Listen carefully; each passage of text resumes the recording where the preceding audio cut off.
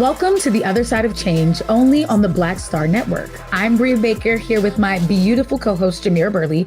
And today we're digging into that post-election angst and how those across the Democratic Party are navigating the need for both unity and accountability. That's right. We're talking about the vote blue, no matter who camp and how it keeps us from building political imagination.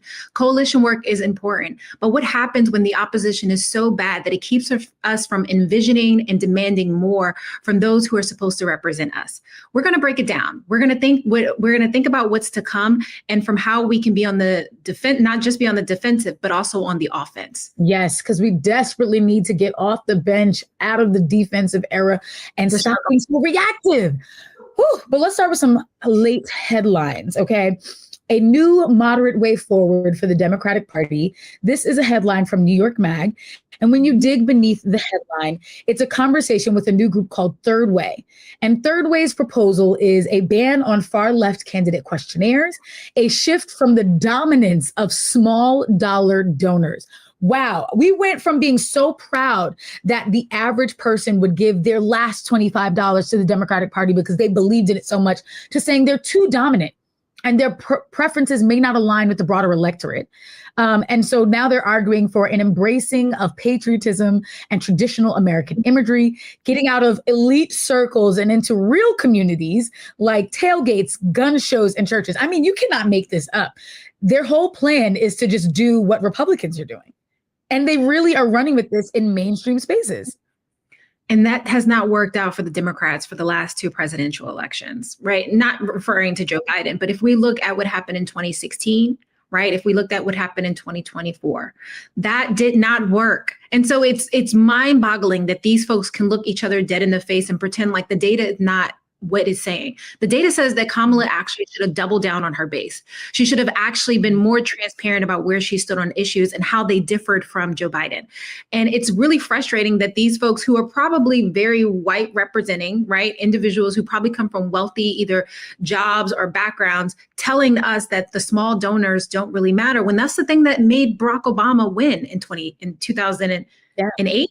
Like that's our first Black president is small donors, people giving the last of what they could to ensure that we had a president that represented the interests of all Americans and not just those who are in the C-suite. Yeah, it's mind-blowing to see the sort of tactics that kept our finger on the pulse being deemed too far left and allowing them to control the party when it's like, so who are we representing exactly?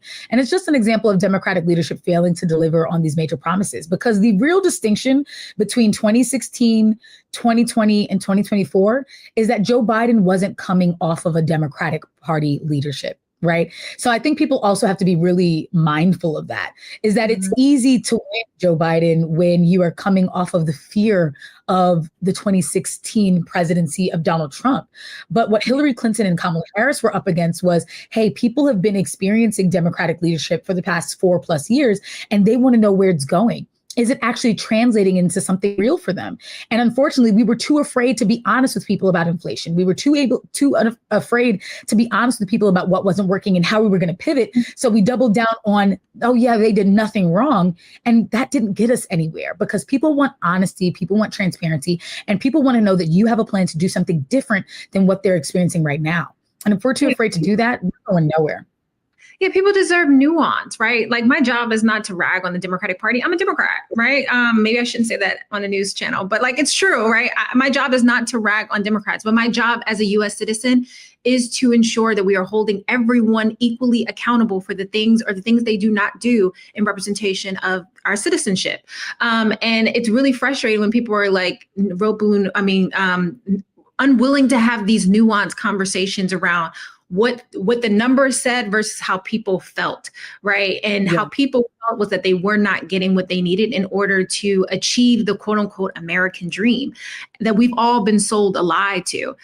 So I'm sure we'll definitely come back to that, but let's be real. If we're going to ensure that we have a more representative Congress, right? Elected officials who care about individual voters and care about what's happening at the kitchen table, but also what's happening in the boardroom, we need folks to realize that going further towards the Republican Party is not going to save the Democratic Party. If anything, it's going to alienate their base. And we know what the base of the Democratic Party is: Black women.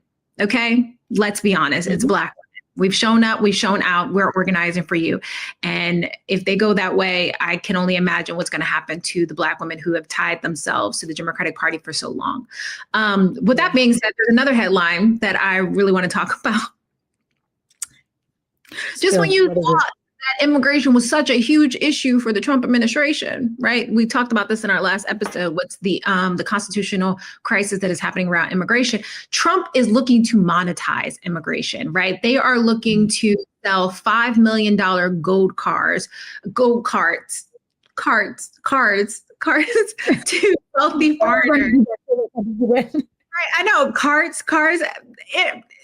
I'm sure you all know why I'm saying cars, but cards to wealthy foreigners as for citizenship. Like, that is crazy to me that we are trying to monetize citizenship and create additional barriers to those who want access to the American dream and only feel like those who are welcome in America are those who have an abundance of wealth, because we know who will be excluded if this is the only serious way to get access to American citizenship.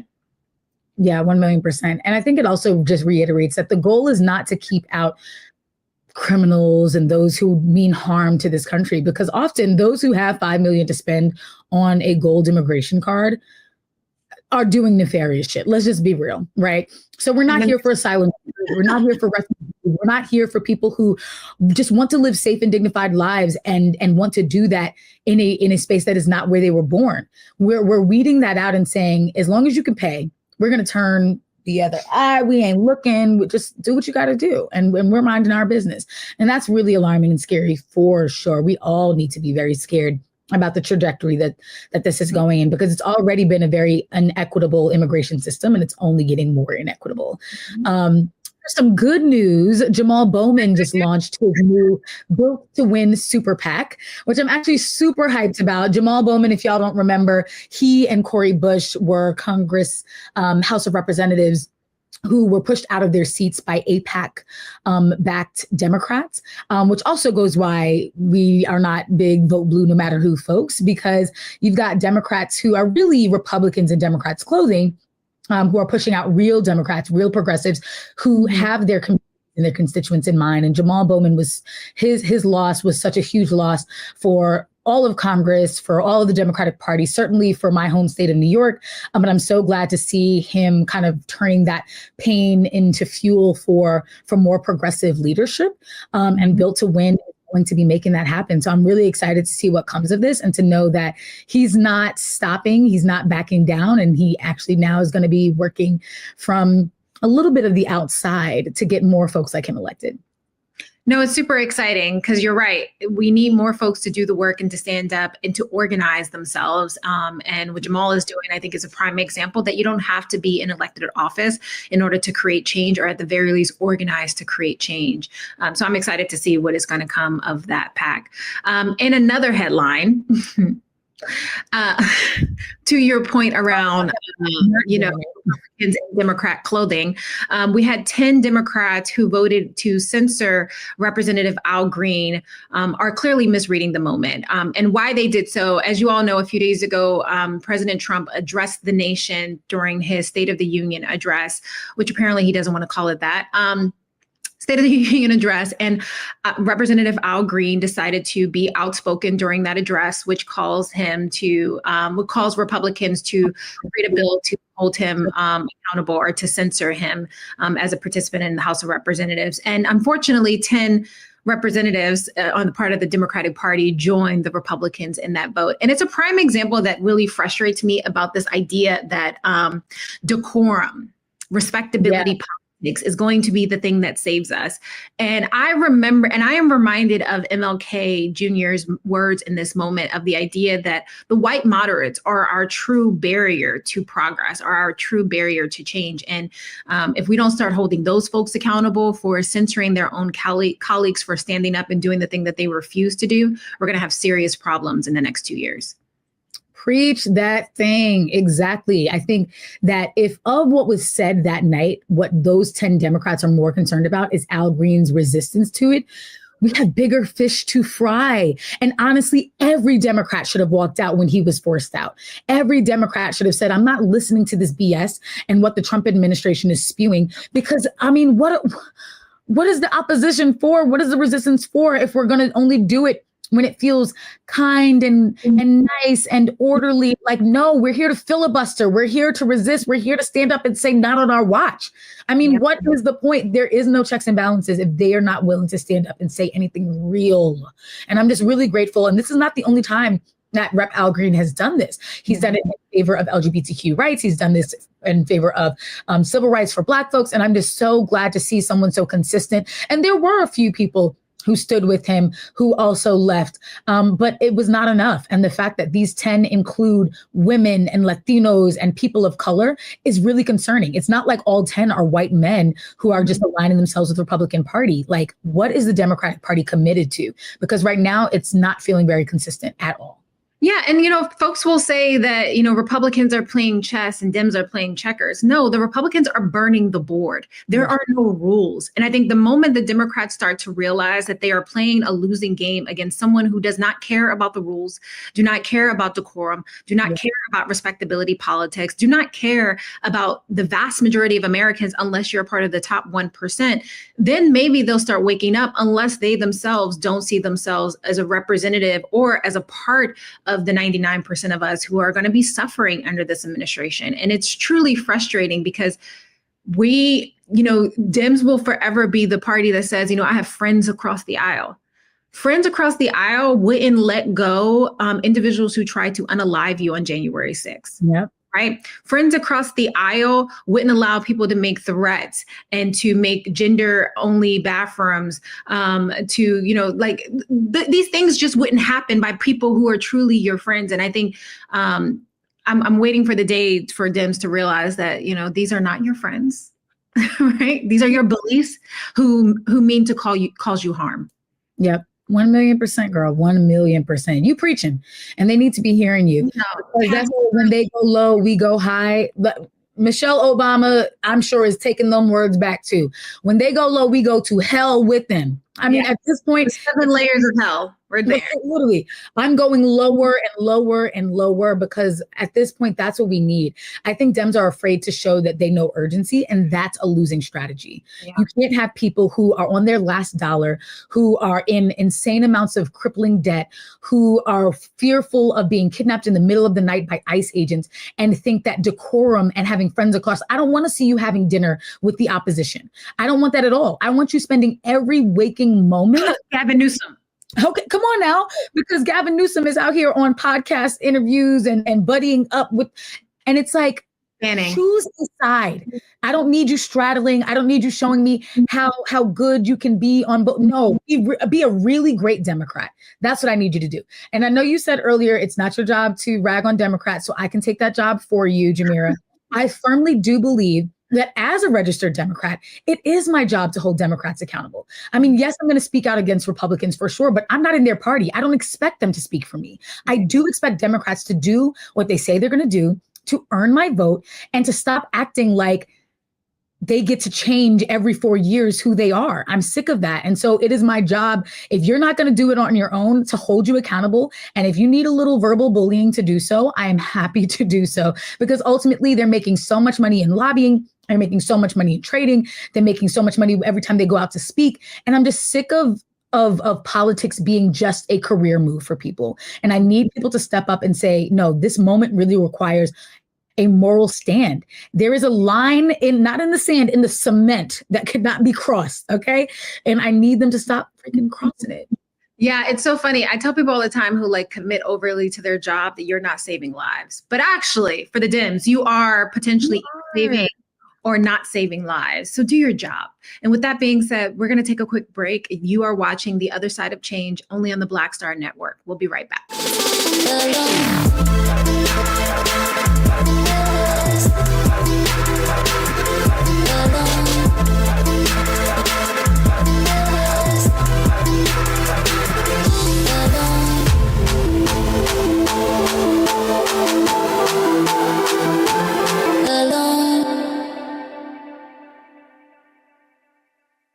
we begin tonight with the people who are really running the country right now. Now, Trump is often wrong and misleading about a lot of things, but especially about history. Donald Trump falling in line with President Elon Musk. In the wake of the unsettling news that MSNBC has canceled Joy Ann Reid's primetime show, The Readout, Roland Martin and the Black Star Network would like to extend an invitation to all of the fans of Joy Ann Reid's MSNBC show to join us every night to watch Roland Martin Unfiltered, streaming on the Black Star Network for news, discussion of the issues that matter to you, and the latest updates on the twice impeached, criminally convicted felon-in-chief Donald Trump and his unprecedented assault on democracy, as well as co-president Elon Musk's takeover of the federal government. The Black Star Network stands with Joy Ann Reid and all folks who understand the power of Black voices in media. We must come together and never forget that information is power. Be sure to watch Roland Martin Unfiltered weeknights, 6 p.m. Eastern at youtube.com/Roland S. Martin or download the Black Star Network app.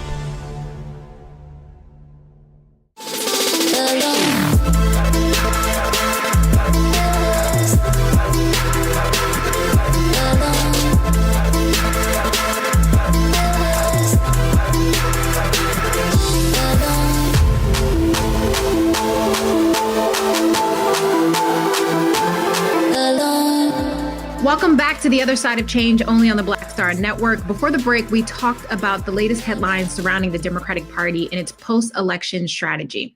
Now let's get into the real conversation, the failures of the vote blue no matter who, and what it means for moving forward.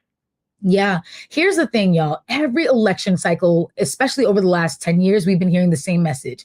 This is the most important election of our lifetime. I'm sick of that. We're also hearing we can't afford to lose, vote blue no matter who. But what happens after we do that? Specifically as two Black women having this conversation, two Black women who are part of a demographic that consistently votes blue no matter who, we are not getting any return on that investment. What happens when the party that we keep backing in the name of harm reduction is not actually reducing any harm? Yeah, and I think that's what's frustrating for a lot of people. I remember after the 2016 election where, I was going around talking to many people in the community who felt like nothing in their lives had tangibly changed over the last few years. And I think that's what many Americans feel like even right now, which is why a lot of people didn't show up to the polls, right? We had a lot of people who voted and Donald Trump did win. But there was millions of people who did not show up either, right? And it's because a lot of them feel disappointed by the party. And it's a prime example that if we don't start reimagining what the world could look like and how our representatives should be and could be, we're going to continue to see individuals who are who are saddling the line between not wanting to upset the Republicans, but also not fully showing up for the party that elected them. And that's mind-blowing to me because Republicans do not care about upsetting us. So why are we so concerned about making them feel super happy? And I just feel like we're just playing the wrong game, right? Like it's very confusing and exhausting to see Democrats come up with, well, we just don't have the votes to really push on this, issue right now. We just don't have the power. Like Republicans will use whatever slim margin of a win they have to push everything through whenever they get the chance, using all the executive orders at their behest, using every single Republican vote to block Democrats or to push legislation through. And it's like, at what point are we going to push a strategy through? It's especially frustrating when you realize that this strategy of vote blue no matter who is really built on fear. It's like you make Democrats so worried that what happens if Trump wins, so worried about losing their basic rights, so worried about this political catastrophe that we don't have the time to look up and say, wait a second, if all I'm ever doing is keeping Republicans at bay, are we ever building our own strategy forward? And you said this earlier, Jamira, you were talking about how we need to get off of the defense and back to offense. We've been on defense for a really long time, so long that we wouldn't even know what to do if we really won. If we had 3 branches of government tomorrow, what strategy and agenda are Democrats pushing through other than being the anti-Trump? Like at some point we have to have our own vision that we're excited about, because fear does not build power. It keeps us playing defense instead of getting into a space and demanding better. And realistically, we should have had a plan for reimagining, or a plan for, dealing with each of the realities, right? The slow response that we're seeing so much of the party to the policies and practices that are coming down from the administration is a response to the fact that they didn't think they were going to lose, right? They didn't think that they were going to lose, and they didn't think it would be this bad. Yet they told us that this would be the most important election of our time, that he was problematic to the safety and to the future of the American democracy. And so as someone who is a millennial, and the first time I got to vote for president, it was for a Black man and a white woman. President Joe Biden, not President Joe Biden, he's not Black, President Barack Obama and Hillary Clinton, who both ran for president, the first time that I, as a Black woman, was able to vote for president. And to your point, every election feels like an what is that word? Feels like an extreme crisis that we're constantly having to tackle. And at no point do any of us truly get to live, because we're constantly told we're moving from one crisis to the next crisis and the next crisis. And it's a lack of vision coming from our party that needs to move beyond just getting people into office, but also having a plan for what could the world look like if all of us was free? What could the world look like if women didn't constantly have to barter for the rights to their own body? What would happen if immigrants didn't have to worry about ICE knocking on their door or showing up to their school, their children's schoolroom? Yeah. None of that ever, I feel like, is truly discussed in a way that makes any of us feel whole or any of us feel hopeful. Yeah, 1,000,000%. There's no dreaming happening right now. And so when the left does dream, it's like moderates within the Democratic Party are like, oh, that's illegitimate. That's pie in the sky. And it's like, I for one, would love to see a little pie in the sky, something. Give me something that I'm like, that's just crazy enough for me to want to see what even shoot for the stars and shoot for the moon. And even if you don't make it, at least you're among the stars. Like, let's say you tell me you're going to get complete student debt cancellation, universal health care, and you're going to legalize marijuana. Okay, I want to see what getting 1 out of the 3 looks like. Like, I'll take part of the way there. But right now, it just feels like the ones holding all of the power in the Democratic Party are just afraid to admit that they don't know what they're doing, and they would rather follow the playbook that they've been playing, even though it has not won in over a decade. Let's be real, because President Barack Obama won on a very different strategy, and a lot of the kingmakers in the Democratic Party did not think he was going to win, and were not backing him until they felt like, oh my God, this tidal wave of energy is too big to ignore. Mm-hmm. We've been avoiding atypical strategies, but atypical strategies have what's been winning the Republican Party their gains. No one saw Donald Trump coming in a legitimate way, and yet here he is on his second term. We have to stop acting so shocked when populism wins. And so we have to start following the lead of young people and Black voters and working class communities, and before they get fully disengaged. Yeah, and that's it. There's both populism, but also there's hate, right? At the underbelly of America, there is hate. Yeah. The vast majority of people who are frustrated with the Trump administration right now, who voted for him, are people who did not think that it would impact them. They were perfectly okay with other people experiencing harm, perfectly okay with other people losing their rights. But the moment that it impacted them, then all of a sudden they have a discrepancy that they want to pose to this administration. And I think until Democrats be honest with themselves, even Vice President Kamala Harris at one point during the administration said that America, it was something to the extent of America is not racist. And I was like, America is not racist is the reason why you lost, in part. Is the belief that you as a Black woman did not have the chops to be president. The belief that you as a woman did not have the chops to be president. And I think admitting the reality of this country doesn't necessarily mean you don't want to see it be better, that you don't want to see it thrive, that you don't have aspirations for it to be better. But it is a reckoning of the true history of this country that allows us to not have to repeat it again.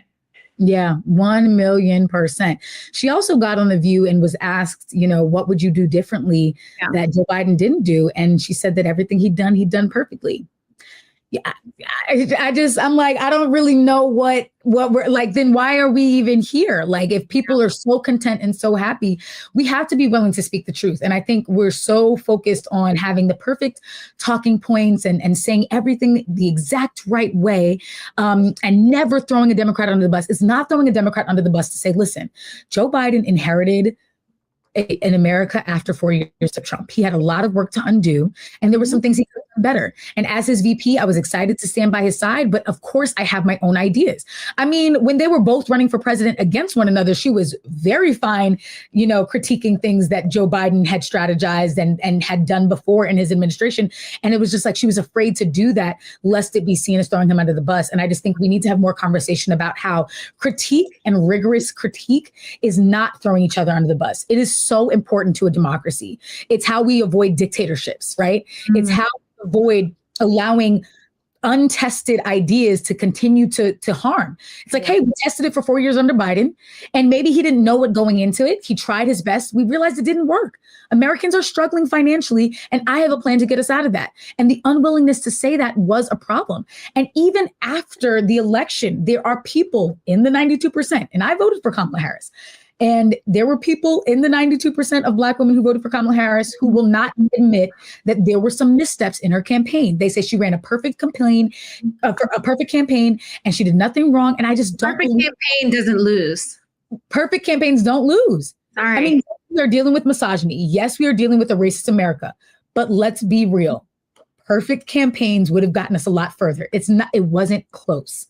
And there are, definitely opinions on why it wasn't. And I firmly believe that there's some stuff that is not being said or some things that need to be looked into. I wish that there had been more of a fight for a recount, but ultimately it wasn't even close. Yeah. The results. Yeah. And instead of us putting our energy on blaming Palestinians and blaming Arab Americans or blaming immigrants for not voting for her, had she received all of those votes, she still would have not won. Yeah. And that's scary. The focus should have been doubling down, getting people who were not politically inclined, who were not voting. It required us being honest about the state of America while also, planning for the future and celebrating what we've accomplished. But the lack of nuance is not going to help us win. It's not going to create a space for imagination. And to be honest, I'm in a space where if we're not imagining a new future, we are perfectly okay with the state of the world that it currently is. And to be honest, that state of the world is scary as hell. Right. As about to say, we need to all be concerned about the current state of the world. Yeah. And as you said, it kills political imagination when we cannot concede that there are things we could have done better. There are ways that we could have expressed more urgency. And I think that's the problem with this two-party system. It's like our only choices are bad and a little bit less bad. And we're expected to be grateful for those crumbs while people keep the status quo intact. And it's like, people are tired of that. And so people are not showing up, or people are showing up and saying, I'm willing to vote for the really crazy. I mean, there's no excuse, in my opinion, for voting for Trump.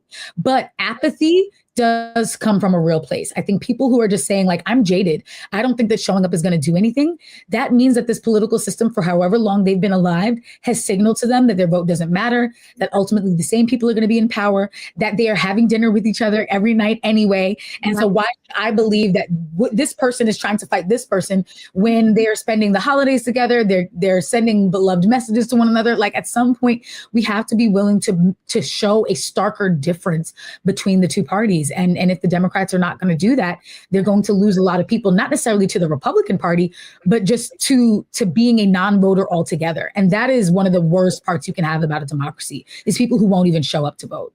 No, I agree, because again, we're not expecting every single elected official within the Democratic Party to think exactly the same. That is not what we're saying. But we are saying that there should be an opportunity for nuanced conversations, for true debate and true imagination.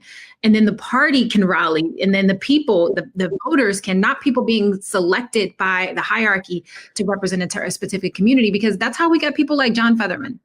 Yeah. I'm from Pennsylvania. Okay, that's how we got Christian Cinema. And Joe Manchin. Like, that's how we got those individuals who were constantly barriers to Democrats passing really would have been historical legislation to protect Americans. Yeah. Those folks stood in the way of true progress and are standing in the way of true progress. And John Featherman, I mean, I'm from Pennsylvania, and he's so disappointing. So disappointing. He ran as a rebel, as a progressive, like, sir, please. Yep. 1,000,000%. It's really sad. It's really sad. I mean, we're still seeing power being built in different ways, but it's sad to see that those who have the most power and the largest platforms, the biggest microphones, aren't doing much about it. We are coming off of incredible movements like the Amazon Labor Union, like the rise of tenant organizing, like the mutual aid networks that popped up during the COVID-19 pandemic and that were providing direct resources when the government failed. The Democratic Party should have capitalized on that grassroots mobilization, on those local organizations who are building out networks and saying, how can we empower you? And unfortunately, what we had instead was the Democratic Party deciding which races mattered more to them, underinvesting in races that mattered a lot to people and ultimately would have mattered a lot to building up this electorate. And so it just all goes to make people feel like they're going to do what they want to do anyway. Like I feel like a pawn, and we don't want people feeling like pawns in a democracy, certainly not in the party that's supposed to be representing the most marginalized. Yeah. And the idea and the mentality of vote blue no matter who, I think prevents us from making substantial investments on the local level. And I'm not just talking about local elections. I'm talking about interns for the Democrats. I'm talking about volunteers. I'm talking about training folks. The reason why the opposition has been winning and winning well for the last few years is because they have been investing heavily in paid opportunities for staff. The current secretary, press secretary, she rolls up the ranks as an intern, right? And so vote blue matter who doesn't enable for us to make true investments, because vote blue matter who assumes that you're going to vote blue regardless of who the candidate is. And we need bright minds with bright ideas and transformative futures that it will enable for all of us to believe in a world that is different than the one we currently exist in. On that note, we're going to take a quick break and we'll be back with our lovely guest, Chelsea Miller, to talk further about this phenomenon and how we as a party can move forward. Again, you're watching On the Other Side of Change only on the Black Star Network.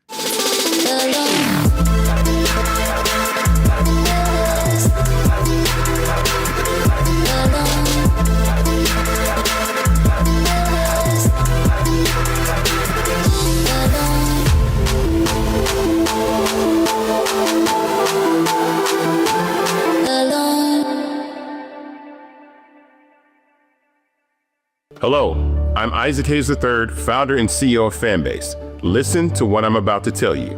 The window to invest in Fanbase is closing. We've raised over $10.6 million of our $17 million goal. That means there's room for less than 6,370 people to invest in Fanbase for the average amount. The minimum to invest in Fanbase right now is $399. That makes you an owner in Fanbase today.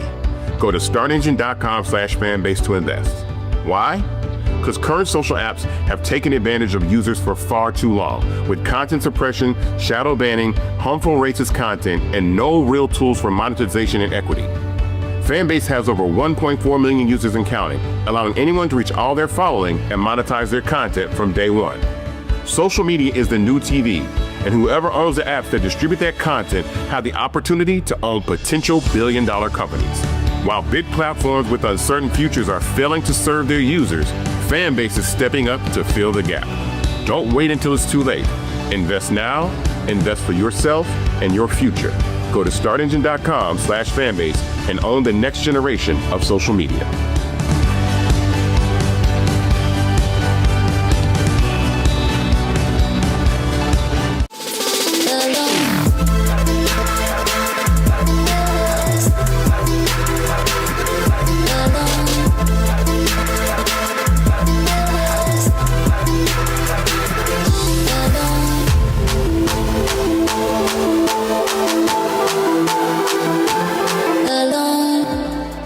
We are back on the other side of change, only on the Black Star Network, digging into voting blue no matter who and why that is not a real strategy.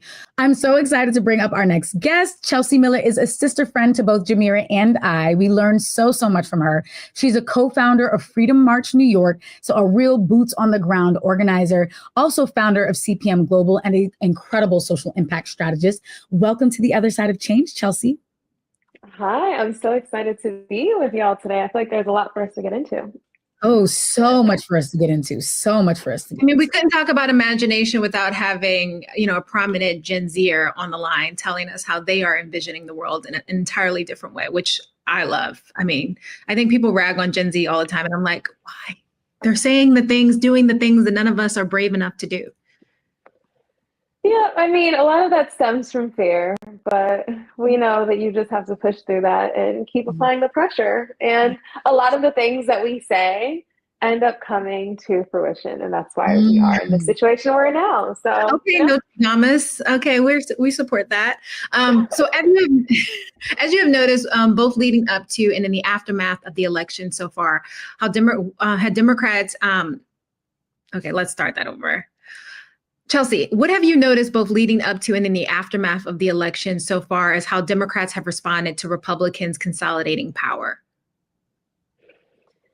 I think that what we are seeing is the trend that we've been seeing for the past few years, right? And it's the desire to try to stay in the middle, even when the middle no longer serves us. And what we have seen is that there is a deep, deep desire across the country for people to understand who our leaders are, what they believe in, and whether or not they actually stand with them.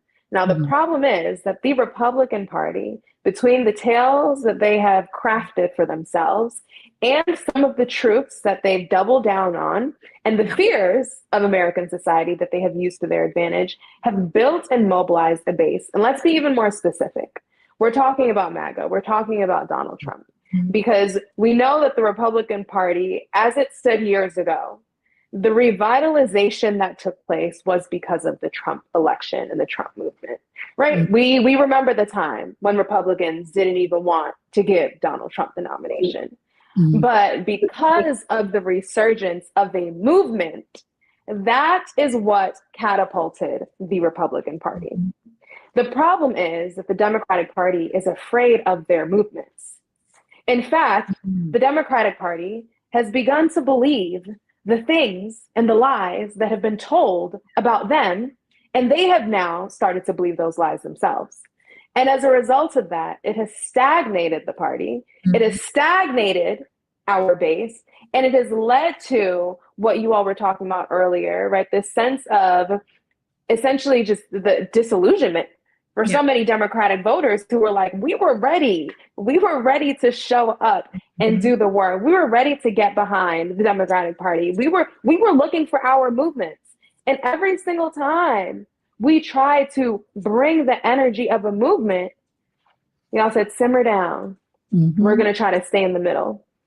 And so now look what the middle got us. This is where we are. Yeah. Ooh, wow. You just said he's ashy. That's what it got us. No, but for real. And you just said such an important word, especially I want to pull out what you said as far as the Democratic Party is afraid of their movements, the movements on the left. And what's interesting is they're looking over at the Republican Party like the grass is greener. And instead of saying, oh, they are empowering and emboldening their grassroots movement, let's do the same with our movement. The Democratic Party moderates are just trying to latch on to the Republicans movement instead of owning up to who we are. It's like this fear of organizing. And it's so odd that it's happening in this way. So I'm really curious, and also just like, they're just pulling a lot of Republican playbooks, like being single-minded, supporting the party, even when they disagree ideologically. What's the danger in Democrats trying to play a Republican's game? And what would be more strategic? I would say that the Democratic Party needs to remember who they are. And I think that we are looking at the Republican Party and saying, as of right now, right, today, right, the Democrats are spending so much time focusing on what the Republicans are doing. But the reality is that the Republicans took the Democratic playbook. They took the playbook of how to move and organize. They took the playbook of how to latch on to the hopes and dreams of a population that is marginalized and feels decentered from the narrative. And so they took everything that was the Democratic playbook and they flipped it to say, actually, no, it is the average white man who is the most in danger in our current society. Right? It is the average white man who DEI is in fact oppressing. Right? And so now it's kind of like the flip and the reverse of now they are trying to recategorize who was oppressed in America. Right. And so it's interesting because I think now what we are seeing is this push of, we are afraid of liberals and the left becoming the majority. And so we need to make sure that we have, the population to maintain control and all these things. And so all of that to say that I think that realistically speaking, the Democratic Party needs to remember who they are and who they are responsible to. And I also think that there's something to be said about realizing that playbooks are meant to be drafted, ran, and when it does not work, you rewrite it. You don't do the same thing over and over again. And you don't sit and wait for your opposition to figure out what your game plan is and then have them run with it. That's when you bring in a new coach. That's when you start leading differently. That's when you bring in new players. And so I think for us going into the next 4 years and beyond, the question is whether or not we are going to stop relying on the way that things used to be. We're going to stop relying on traditional pathways through institutions, because that is not the only way that we can create change and effectively lead. That also requires us to show up and be in community. That requires us to listen and stop fearing young people on the front lines. Stop fearing Black women showing up and leading and saying how we're supposed to do it and why and the tone of our voices, but really think about the way that you want to propel a vision. And I think that the moment that we stop hyper-focusing on MAGA and Trump and Project 2025 and all of these things, because all of that is doing is allowing us to be reactive, when now is the time for us to start building out a plan. Yeah, I'm so happy you flagged that in regards to the idea that plans are meant to be changed, right? If the times change, we have to have a plan to meet the moment. And the idea that you have Republicans and their opposition planning for Project 2025 for years, and there is no equivalent plan on the Democratic side, it just goes to show you the lack of preparation. But also, as someone like you, Chelsea, who have really organized folks in community, but also in the C-suite, what do you think the discrepancy is when the Democratic Party say vote blue no matter who, with the recognition that there are actually young people who are ready to lead if they were given the opportunity and the resources to do so? I would say that the discrepancy is something that we saw coming, and we knew that it would hurt. And we knew that if not addressed, that this would be where we are. And so being on the front lines and seeing the movement and coming in, Freedom March NYC was birthed in the midst of the George Floyd uprising. And so when we were on the front lines and also in the midst of a global pandemic, we saw already that institutions do not always work. We saw already that the only time that these things are effective is when there is a status quo.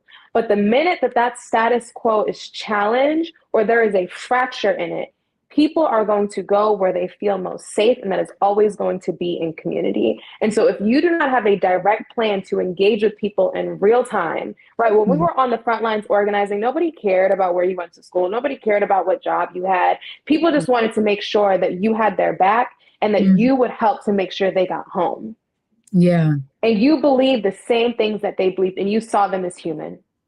We forgot the importance of showing people that we stand with them as a Democratic Party.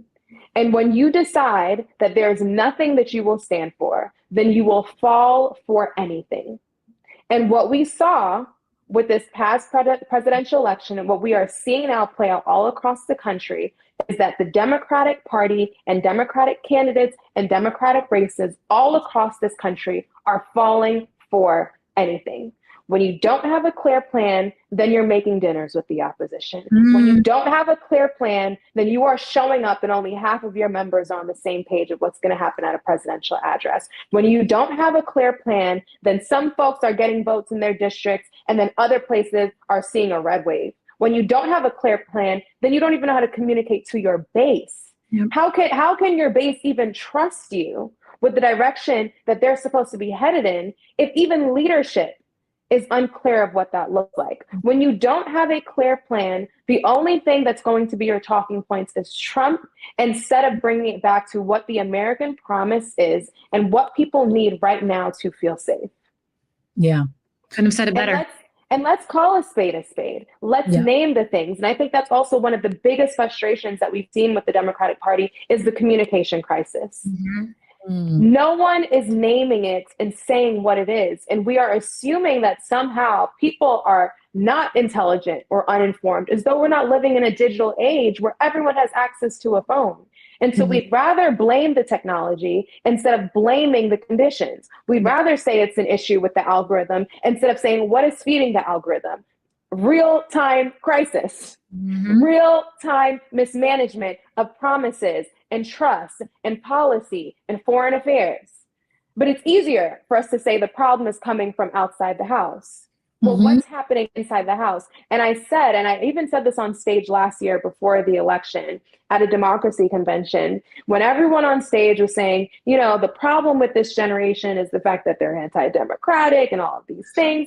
And I said, well, the way that we define what it looks like to be democratic, the way that it's traditionally defined may be different from how young people understand that. If you go into communities and you ask young people how many of them participate in mutual aid or bring out mutual aid efforts, you'd be surprised at those numbers. If you ask them how many people are showing up and creating third spaces for community and belonging to begin having these conversations, you're going to see overwhelmingly how many young people are showing up to do that. Now, if the only metric that you're using to see if young people are engaged is based on civic leadership and how many of them show up to a school board meeting, then you are going to be sorely disappointed.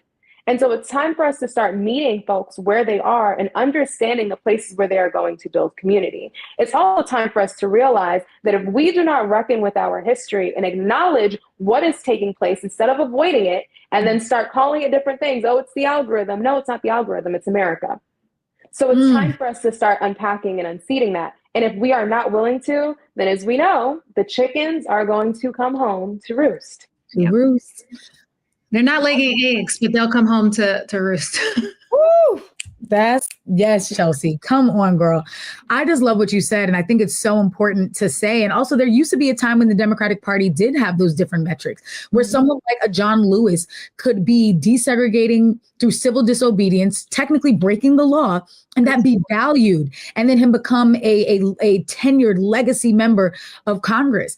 And now it's like the party is being ran by older white,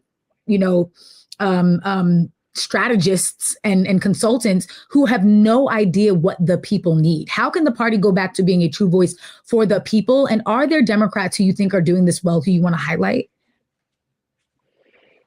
I am going to hold my flowers because we still have a long way to go. But this is what, because listen, I'm expecting a lot of that, and we all need a lot. And right now, I don't think it's the time to give roses just because we are in the midst of a crisis. Yeah. And I think that the reality is that there is so much more that needs to be done, and Americans are hurting. And a lot of this stems from that, right? From a historical standpoint of racial division that hasn't been healed. Now we have critical race theory. We have books being banned. We have all of these things that are happening across our country that is creating this divisiveness that is not new to this generation. On top of that, we have a party that right now is being fueled by who has the greatest dollars. When, as we know, what wins elections, of course, is going to be money, but it's going to be people. It is going to be people showing up and believing in something. And so I am waiting to see who is going to show the Democratic base, the left, liberals, folks in the middle, people who want to vote but don't know who to vote for, swing voters, who is going to stand for something clearly and the most defined so that we can get the energy and the fuel back to show that we clearly are ready to be in the game. Because as of right now, we're not. Yeah. Which is truly disappointing. Okay, last question that we have for you, Chelsea, is in the meantime, what is the best work, or the best way for people to work within the current systems that will enable for us to strengthen the advocacy that we all need in order to get us to the place that is going to allow all of us to be free? We love this question because we're putting the power back into the hands of the people. So I would say that the best way to do that is to organize. And I was just on a call this week and I was saying this. Organizing does not solely have to be being on the front lines and marching. If that is your calling, then you go and do that. I'll also speak about marching a little bit. But the greatest thing that you can do is be clear on what your plan is and bring like-minded people together to execute on that. Some of the greatest movements within our country did not happen on social media. It is a tool, but it cannot be the only tool.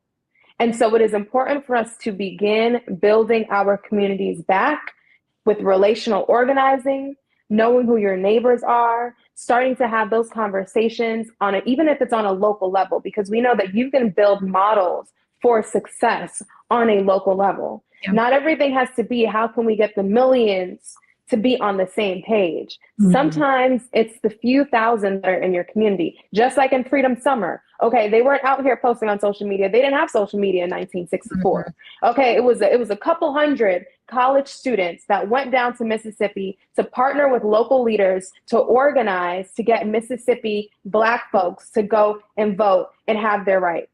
Sure. And because of that, that's what led to the Voting Rights Act, the Civil Rights Act, all the things that were passed. A few young people who showed up, went to go and live in community with each other, were writing letters home to their parents. And because of that, that completely shifted the landscape of America as we know it. And now we see those things being rolled back on. The second thing that I will say is that it is time for us to ask ourselves, because marching was something that was seen as radical in the 60s. Mm-hmm. There's a reason as to why they marched, because around that time, even within that generation, it was illegal to even be able to congregate. It was illegal to be able to even know how to read and write, to even be able to spell your own name. And so when you saw thousands, tens of thousands, millions of people coming outside and showing up for something, that was radical. We are in 2025 where we have marched before. The blueprint has been set for that.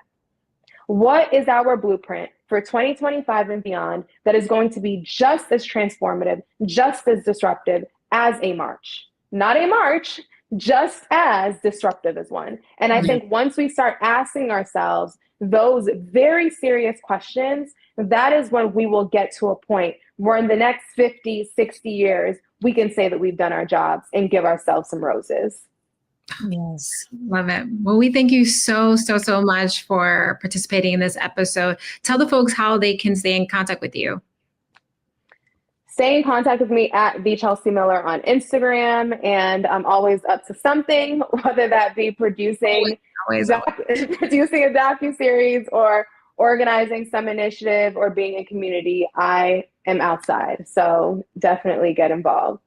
No, we appreciate Miller, the big one, not the little one. Yeah, and one of the few people that isn't just like yapping for yapping's sake, but actually putting her words into work and actually producing real tangible change that is going to impact communities. And she's done that already. So we truly appreciate you being a guest on the show, and we look forward to having you back at a later date. With that being said, this is The Other Side of Change. We're going to take a quick break, and this is the Black Star Network.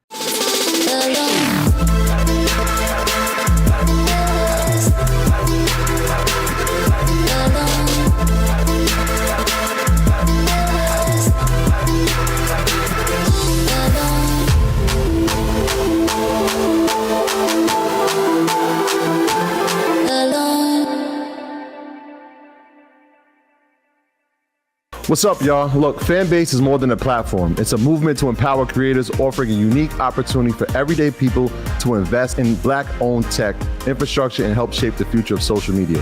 Investing in technology is essential for creating long-term wealth and influence in the digital age. The Black community must not only consume tech, we must own it. Discover how equity crowdfunding can serve as a powerful tool for funding Black businesses, allowing entrepreneurs to raise capital directly through their community through the Jobs Act.